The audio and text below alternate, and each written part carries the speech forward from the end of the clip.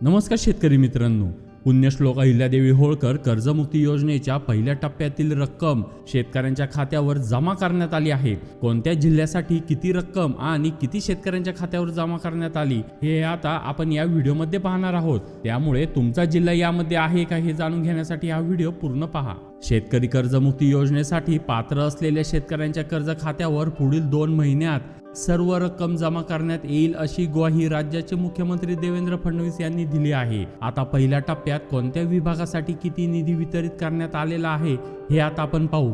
अमरावती विभागात सर्वाधिक 1372 कोटी रुपये हे पहिल्या टप्प्यात वितरित करण्यात आले आहे।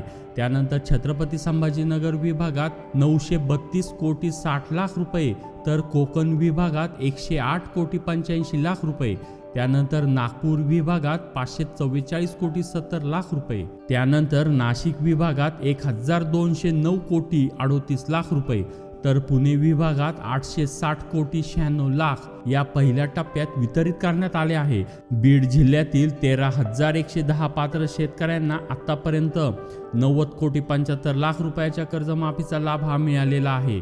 कर्जमाफीची रक्कम खात्यामध्ये जमा करण्यात आली आहे।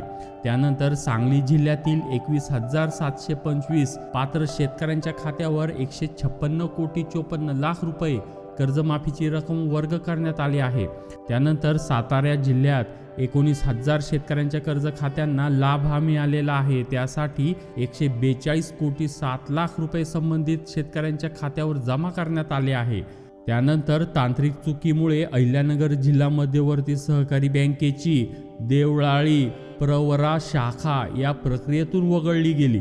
त्यामुळे सुमारे 4 कोटी 72 लाख रुपयाची रक्कम परत गेल्याने शाखेअंतर्गत 660 पात्र शेतकरी पहिल्या टप्प्यात कर्जमुक्तीच्या लाभापासून वंचित राहिले आहेत। दुसऱ्या टप्प्यात ही रक्कम वर्ग होईल असे जिल्हा बँकेकडून सांगण्यात आले।